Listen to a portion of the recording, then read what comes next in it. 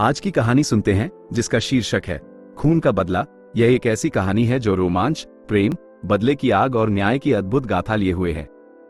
एक ऐसा सफर जहां इंसान की हदें टूटती हैं, जहां प्यार की गहराई और घृणा की ऊंचाई एक साथ देखने को मिलती है। तो चलिए शुरू करते हैं यह अनोखी दास्तान। मुंबई शहर की रातें कभी सोती नहीं। चमकती इमारतों के पीछे छिपे अंधेरे में कितने राज दफन हैं, कोई नहीं जानता। ऐसे ही एक अंधेरी गली में, जहां सिर्फ सड़क के कुत्तों की आवाजें गूंजती थी, एक युवक खून से लथपथ बेहोश पड़ा था। उसका नाम था विक्रम सिंह राठौर। विक्रम की आंखें खुली तो सामने एक धुंधली सी तस्वीर थी। सिर में तेज दर्द, शरीर का हर हिस्सा टूट रहा था। उसने धीरे से अपनी जेब टटोली, खाली। पर्स, फोन, सब गायब। लेकिन उसकी मुट्ठी में एक चीज अभी भी थी, एक टूटा हुआ लॉकेट जिसमें उसकी बहन की तस्वीर थी। मैं तुमसे बदला लूंगा, रणवीर, विक्रम ने दांत पीसते हुए कहा। कहानी शुरू होती है 5 साल पहले, जब विक्रम एक साधारण परिवार से था। उसकी बहन प्रिया मुंबई यूनिवर्सिटी में पढ़ती थी। एक दिन प्रिया ने अपने कॉलेज के सीनियर रणवीर मल्होत्रा के बारे में विक्रम को बताया।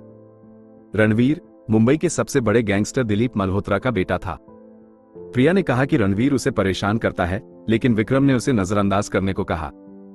लेकिन एक रात प्रिया का शव कॉलेज के पीछे एक नाले में मिला। पुलिस ने केस को आत्महत्या बता दिया, लेकिन विक्रम जानता था कि यह रणवीर का काम है। उसने न्याय की गुहार लगाई, लेकिन रणवीर के पिता के इशारे पर केस दबा दिया गया। विक्रम ने बदला लेने की ठानी। वो मुंबई छोड़कर दिल्ली चला गया और वहां एक मार्शल आर्ट्स एकेडमी ज्वाइन की। 3 साल की कड़ी मेहनत के बाद वह एक खतरनाक फाइटर बन चुका था। अब वो लौटा था अपने दुश्मन को मारने। विक्रम ने रणवीर के गैंग में घुसपैठ की। उसने पता लगाया कि रणवीर हर शुक्रवार को ब्लैक डायमंड नाम के एक अंडरवर्ल्ड क्लब में जाता है। वहीं उसे मारने का प्लान बनाया। शुक्रवार की रात क्लब में गानों की तेज आवाज, शराब और नशे में डूबे लोग। विक्रम ने मास्क पहन रखा था। उसकी नजरें रणवीर पर टिकी थी, जो वीआईपी लाउंज में बैठा था।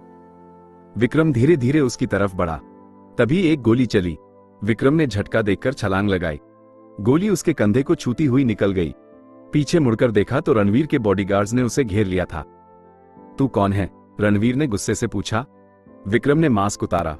मैं प्रिया का भाई हूं। आज तेरी मौत का दिन है। ये सुनते ही रणवीर के चेहरे का रंग उड़ गया। उसने अपने आदमियों को हमला करने का आदेश दिया। कमरा मुकाबले का अखाड़ा बन गया।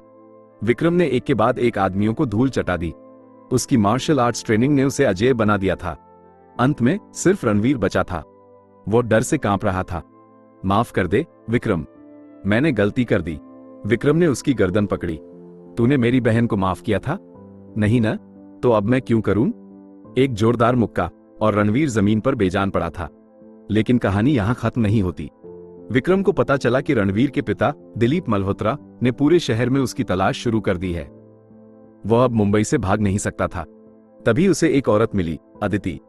अदिति एक पत्रकार थी जिसके पिता को भी दिलीप ने मरवा दिया था। वह विक्रम की मदद करने को तैयार हो गई। दोनों ने मिलकर एक प्लान बनाया। अदिति ने दिलीप के काले कारनामों की एक रिपोर्ट तैयार की, जिसमें हत्याएं, धोखाधड़ी और राजनेताओं से सांठ-गांठ के सबूत थे। विक्रम ने उस रिपोर्ट को दिलीप के घर पहुंचा दिया, साथ ही एक चेतावनी। अगर तुमने मुझे ढूंढने की कोशिश की तो ये रिपोर्ट पूरे देश के मीडिया में फैल जाएगी। दिलीप के पास कोई चारा नहीं था। उसे झुकना पड़ा। विक्रम और अदिति मुंबई से दूर एक छोटे से गांव में रहने लगे। विक्रम ने एक मार्शल आर्ट्स स्कूल खोला, जहां वो गरीब बच्चों को आत्मरक्षा सिखाता था। एक शाम अदिति ने पूछा, क्या तुम्हें लगता है कि बदला लेना सही था? विक्रम ने धीरे से जवाब दिया, बदला नहीं अदिति, न्याय था। मैंने वही किया जो कानून नहीं कर पाया। लेकिन अब मैं जान गया हूं कि असली जीत बदले में नहीं, बल्कि नई शुरुआत में है। और फिर दोनों ने सूरज को डूबते देखा।